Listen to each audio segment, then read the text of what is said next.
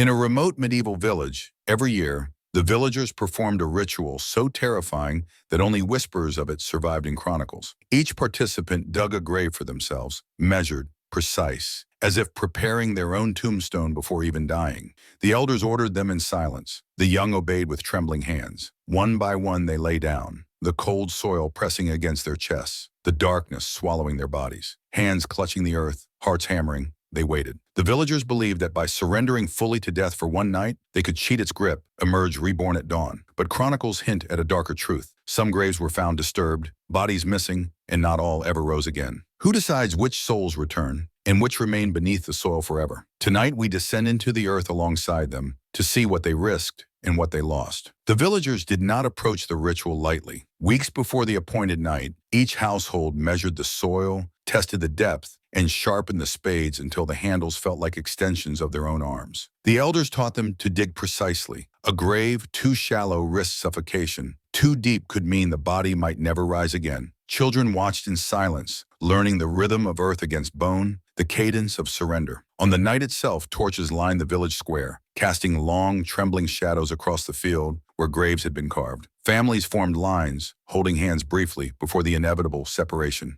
The air, thick with anticipation, was pierced only by the sound of shovels striking soil. Villagers whispered prayers over each grave, chanting verses meant to trick death itself. Some murmured promises to loved ones, while others simply closed their eyes, hoping belief alone would shield them. One by one, they lowered themselves into their earthen coffins, the dirt coarse against their skin, hands trembling as they pressed into the cool walls. The ritual demanded stillness. No turning, no moving, no speaking. Breath became a drumbeat in the silent theater of the dead. The soil seemed alive, shifting minutely as if testing the resolve of the living buried within. From above, the elders watched carefully, walking between the lines, eyes gleaming in torchlight. A misstep could mean disaster. If the sleeper panicked, clawed at the walls, or breathed too heavily, the spell of the ritual might fail. They believed that only those who surrendered completely, who accepted the suffocating pressure of the earth as a temporary death, could emerge unharmed at dawn. The villagers had stories of those who did not return, souls swallowed by the night, bodies remaining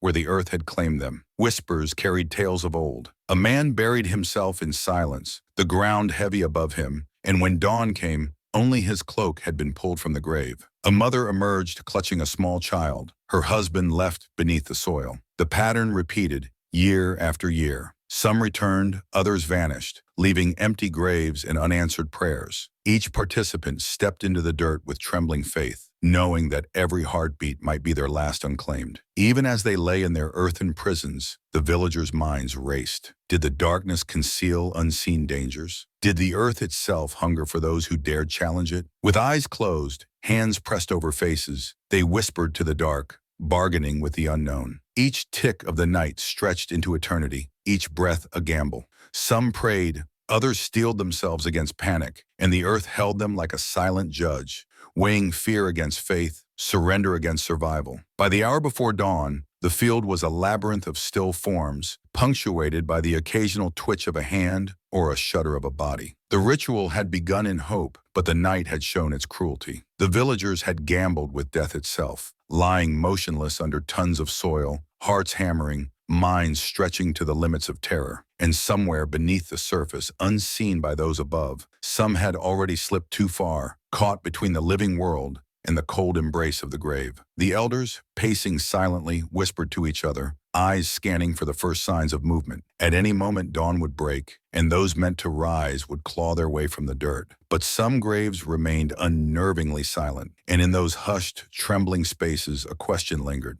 Who decides which souls return and which are claimed forever by the night? Night deepened. The village fell silent except for the muted rhythm of soil pressing against bodies and the faint, anxious gasps of those entombed. Hours passed, measured only by the racing of hearts and the slow, heavy pulse of panic creeping into minds. In the shallow graves, fingers scraped against compacted earth, nails digging instinctively at walls, only to realize movement could be fatal. Some villagers clenched fists, others squeezed eyes shut so tightly it felt as if the lids might fuse shut. Above, the elders walked the rows like sentinels, watching shadows flicker across the torches. Every twitch, every muffled sound was cataloged, judged.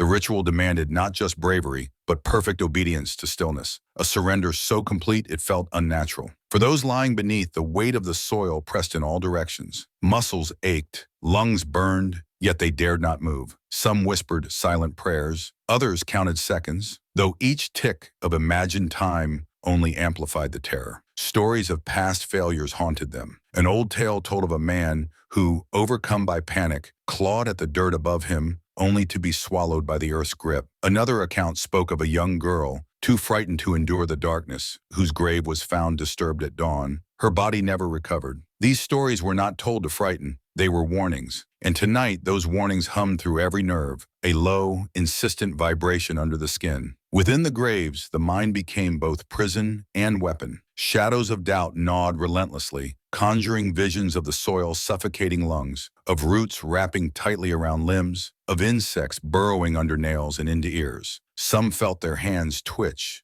legs jerk, as if the body remembered movement it had been forbidden. Others heard voices, not from the village above, but whispers carried from the earth itself, teasing the boundary between consciousness and the grave. Was it imagination? Or had the soil claimed a fragment of their mind already? The elders, meanwhile, maintained the outward calm. Every so often, one would pause beside a grave, knock lightly on the dirt, listening for a response. The tiniest breath, the smallest tremor, could indicate submission or panic. Their role was critical. They were arbiters of survival. The ritual worked not merely by faith, but by the precise balance between fear and control, between surrender and rebellion.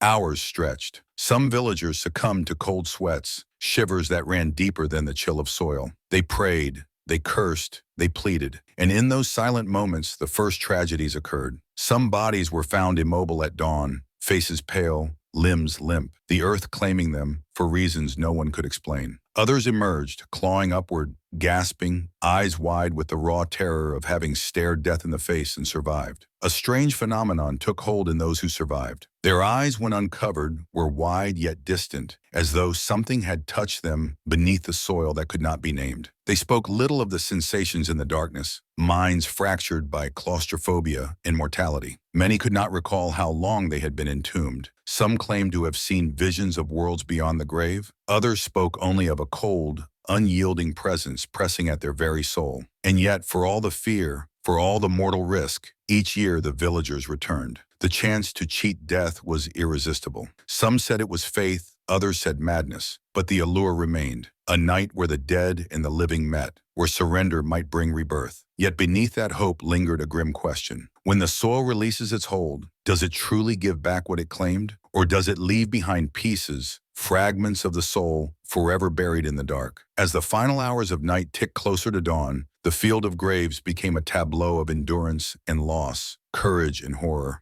Shadows danced above, torches flickered, and the first stirrings of those meant to rise began. But in some corners, the silence remained unbroken, and for those still entombed, the soil's grip felt eternal, as if it had decided which would see morning and which would remain lost to the darkness forever. The first light of dawn crept hesitantly over the horizon, spilling pale gold across the field of graves. For hours, the villagers had lain in darkness, pressed by soil, hearts pounding with a rhythm dictated by terror. Now the world above them began to reclaim the night. Yet beneath the surface, fear had only deepened. The elders moved silently among the graves, watching, waiting, assessing which souls had endured and which had failed. Hands broke the earth first, trembling, clawing at the soil as if negotiating their return.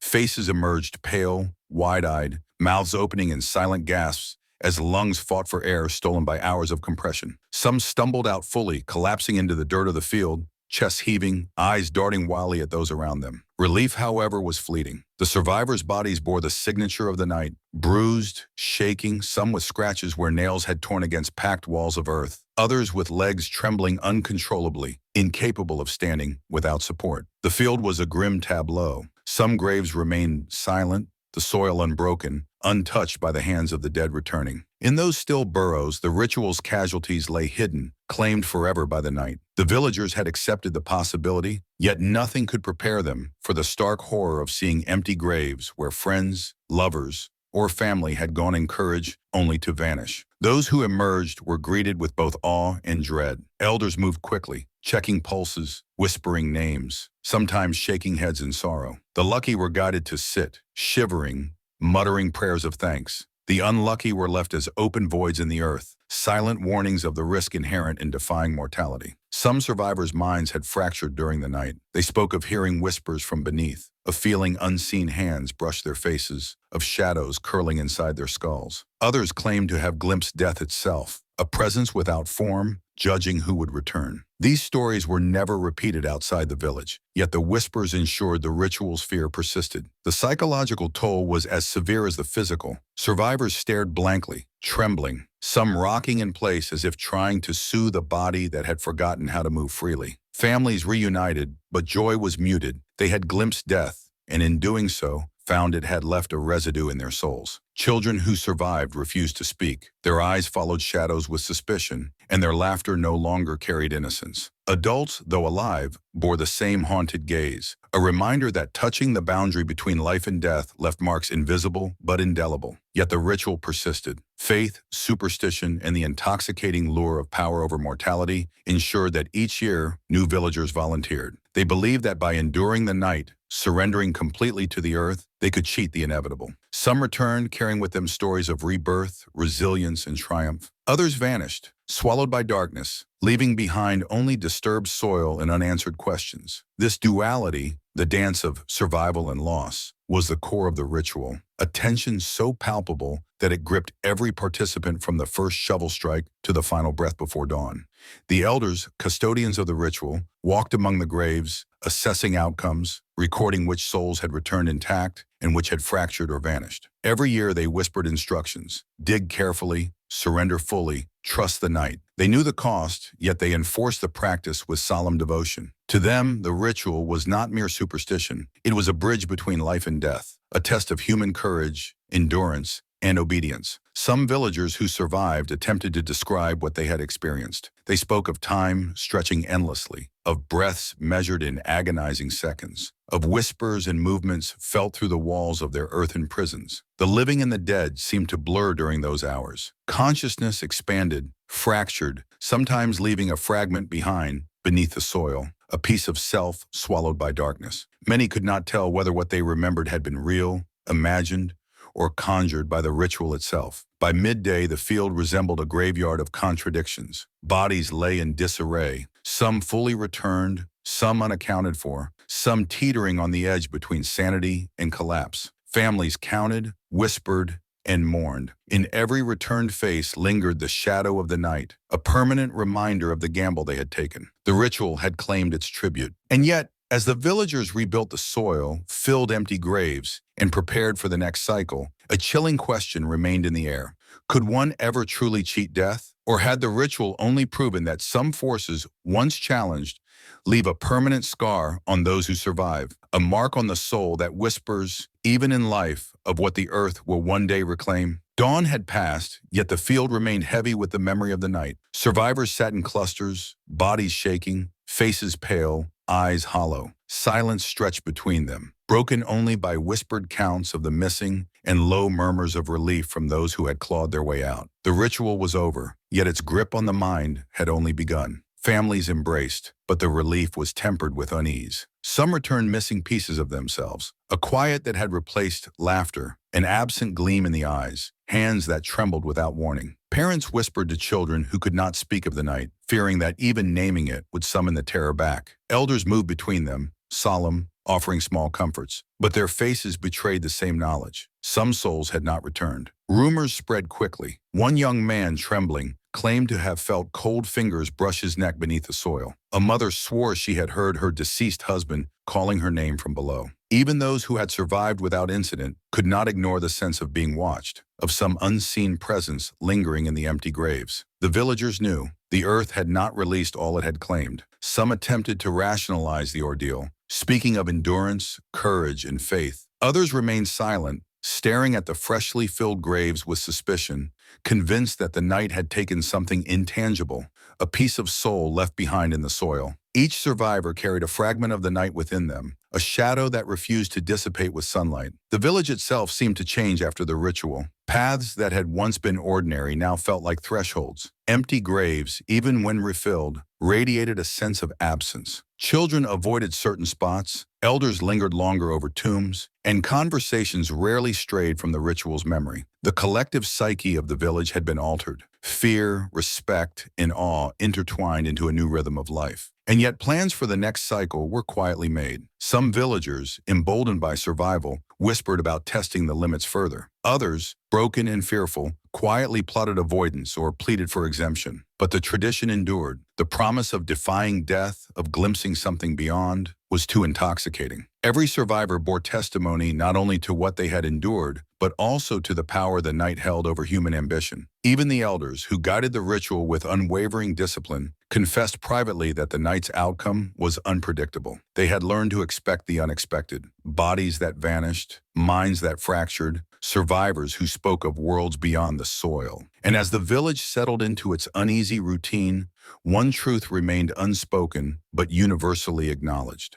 The soil had its own will, and those who dared challenge it were forever changed, whether they emerged or remained claimed beneath the earth. Even after the bodies had been counted and the graves filled, the village was never the same. Survivors spoke of whispers that lingered long after the night, faint murmurs in the wind, faint scratching beneath floors, a sensation of eyes watching from the soil. Children refused to play near certain plots, their small bodies stiff with dread, insisting on hearing the silent voices that adults dismissed or pretended to. Stories multiplied, each more unsettling than the last. One villager claimed to see a shadow rise from an empty grave, only to vanish when approached. Another swore he had felt a hand brush his shoulder while tending crops. Some survivors described nightmares so vivid they could not differentiate them from memory, seeing themselves beneath the soil, screaming in silence, fighting for breath that would not come. The ritual had imprinted itself into their consciousness, a permanent scar that would not heal. Elders whispered of the soil's memory, a concept older than the village itself. The earth remembers every surrender, they said, and it does not forget. Some took it as warning, others as prophecy. Folk tales evolved to include warnings of what happens to those who challenge the boundary of life and death. The festival's original purpose, to cheat mortality, had expanded into something darker, a pact with the earth, a balance of sacrifice, survival, and the haunting of the living. Some survivors began to isolate themselves, fearing the pull of empty graves. Sleep became a battlefield. Shadows seemed to move when no one was watching. Even laughter felt dangerous, as if joy might call the attention of those claimed by the soil. Friends disappeared from sight for hours, only to return pale, silent, eyes haunted. The night's echo was long, stretching beyond the calendar, beyond the ritual, embedding itself into the rhythm of life. Yet despite these warnings, the festival persisted. Young and old, drawn by tales of power, courage, and defiance of death, prepared again. Some had seen too much, survived too much, and knew the earth's claim could return for them at any moment. And so in hushed tones, the villagers admitted it to one another. The ritual did not merely test the living, it whispered to the dead, shaping the world above with the silence and secrets of those below. The festival's echo was everywhere. Every year, more people volunteered, driven by hope, curiosity, or obsession. The earth's grip seemed selective. Some vanished without trace, others emerged changed, carrying fragments of darkness within them. And as the night approached again, families huddled close, knowing that each ritual left both a physical and spiritual debt. Some debts could never be repaid, and some whispers never silenced. The villagers' relationship with death had evolved. It was no longer merely a passage. It was a negotiation, a dance with shadows, a conversation with the soil. Every participant entered the grave with trembling faith, yet carried with them the unspoken understanding that the night could take more than bodies. It could take certainty, it could take peace, and it could leave the living with an ache for what had not returned. And so the soil waited, patient and relentless, keeping memory of each life surrendered, each soul toyed with, each whisper carried back to the world above. The festival persisted not because it promised safety, but because it offered a glimpse, just a glimpse, beyond the boundary of death. And for those who dared, the whispers never stopped, haunting steps, conversations, and even dreams, reminding the living that the buried were never truly gone. The field was quiet now, yet the memory of the night refused to fade. Survivors carried the weight of soil on their bones, in their minds, in the hollows of their eyes. They returned to homes that no longer felt safe, to families that seemed fragile against the shadow of what had transpired. The ritual had ended, but the earth's claim persisted. Those who had emerged were forever altered, and those who had vanished were whispered about in silence, their absence more tangible than presence. No story could capture what it meant to lie beneath the soil, to feel darkness pressed from all sides, to breathe shallowly in a coffin of your own making. Some who survived could not speak of it. Words failed where terror had rooted itself. Others described it in fragments, the sensation of time stretching into endlessness, a presence beyond sight or comprehension, and the undeniable pull of the soil itself. It was as if the earth remembered each heartbeat, each plea, each panic-stricken gasp, and it judged selectively who would rise and who would remain. The villagers came to understand a grim truth. The festival did not cheat death, it merely revealed it. Some returned alive, yes, but changed, carrying pieces of the buried within them, fragments of darkness that whispered in the quiet moments of daily life. Others had been claimed, leaving nothing but soil and memory behind. No intervention, no prayer, no plea could alter this balance. The earth did not forgive. It did not forget.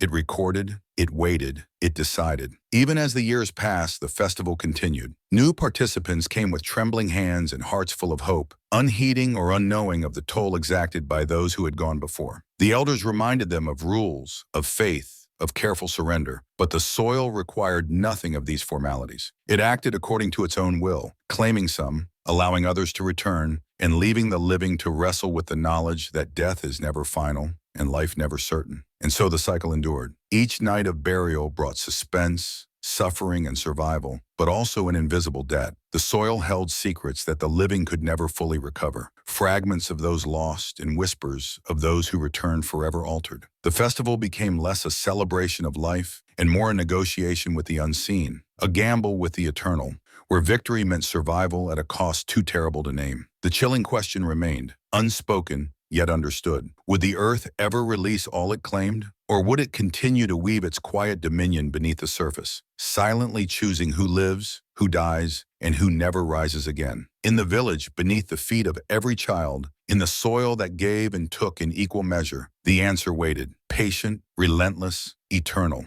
And somewhere in the dark and silent earth, the buried stirred.